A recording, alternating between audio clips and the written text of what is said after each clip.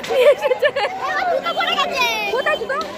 Welcome back to my channel Seema lifestyle. আপনাদের আবার একটা ভিডিওতে স্বাগত। তো আজকে হলো গাজন, তো সেই জন্য গাজন উপলক্ষে বাড়িতে একটু খাওয়া দাওয়া হবে আর গাজন দেখতে যাব। তো বাড়িতে ওদিকে বাপের বাড়ি থেকেও সবাই আসবে, মানে বৌদি, তারপরে ভাই বোন এরা সব আসবে, আর মা বাবা সবাইকে বলে। তো ওরা কেউ, তো যাই হোক ভিডিওটা দেখতে থাকো, স্কিপ করো না, পুরোটা শেষ হতে দেখতে। তো চলো দেখাবো। তো তুই কি করছিস এখন? আমি এখন মাংস রান্না করছি, ডালটা হয়ে গেছে, আর এই গরমে আর কিছু করবো না। ভাত রান্না হয়ে গেছে? না, ভাত ফুটছে। তাড়াতাড়ি কর। দাঁড়া, করবো, তারপর তো যাবো। গাজন হাফ শেষ হয়ে গেল। না, এদিকে সব থেকে বড় দলটা চলে এসেছে। হ্যাঁ, তুই কি আর কোনো বছর সেটা আমি দেখতে পাই। ওটা কি বহরানের দল? হ্যাঁ। আমরা যার সাথে এলাম ওটা বহরানের দল। আর সব থেকে বড় ব্যাপার হলো ওই দলটা কোনো বছর এই রান্নার ঝামেলার জন্য কোনো বছর দেখতে পাই।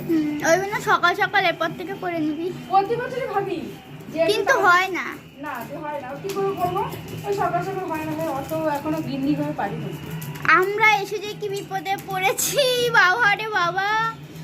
ওই জন্য তোদেরকে বলেছি একটু আগে আসতে। তো আমি তো সকাল থেকে তো ফোন আমি ধরিই নি, যে আমি কি রে এখনো আসছে না কেন, তারপর তো বললাম। বৌদি সকালবেলা উঠে স্নান পুজো দিয়েছে, কিন্তু উপরে খাওয়া হয়ে গেছে। তো এখন সবাই ঘরে একটু রেস্ট নিচ্ছে, কারণ খেয়ে দিয়ে যাবো না, তাহলে অ্যাসিডিটি হয়ে যাবে, একটু প্রবলেম হবে। ওই জন্য সবাইকে একটু কোল্ড ড্রিঙ্কসগুলো দিচ্ছি, ওরা খাওয়া দাওয়া করবে, তারপরে যাব বাইরে একটু বসে টসে নেবো, তারপরে যাব গাজন দেখতে। তো তোমাদেরকে তো সবটাই শেয়ার করছি, তোমরা দেখতে থাকো।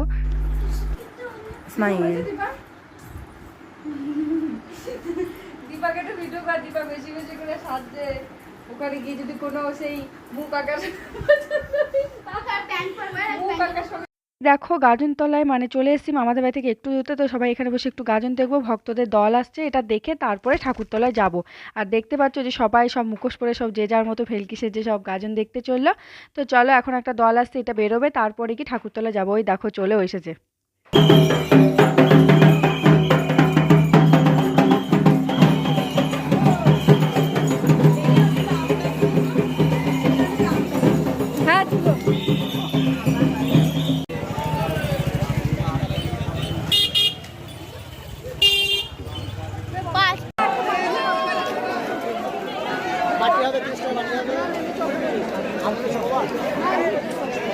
মাদি বন্ধ করে দিলাম।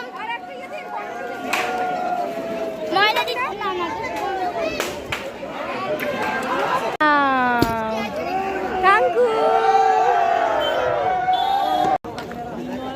দেখো যে যার মতো সবাই ঠাকুর দর্শন করে গঙ্গা স্নান করতে চললো, ভক্তরা সবাই দল বেঁধে। এখানে অনেক ঘাট আছে, সব একটু দূরত্ব দূরত্ব ঘাট আছে, যে যার মতো সব ঘাটে গঙ্গা স্নান করছে। এই দেখো আমাদের একদম কাছেই গঙ্গা, বুঝতেই পারছো, ওইখানে রাস্তার এই যে গঙ্গা। আর এখানে একটা ছোট্ট করে পার্ক আছে, তাই আমরা এখানে বসে পার্কে একটু দাঁড়িয়ে গল্প করছিলাম। তো বাড়ি যাবো, আর বেশিক্ষণ থাকবো না, কারণ এখানে মারপিট ঝামেলা হতেই থাকে, তাই জন্য। এই দেখো পার্কটাও খুব সুন্দর, ছোট্ট পাড়া করেছে। তো আমার ভিডিও তোমাদের কেমন লাগলো প্লিজ কমেন্টে জানিও, আর লাইক অ্যান্ড সাবস্ক্রাইব করতে ভুলো।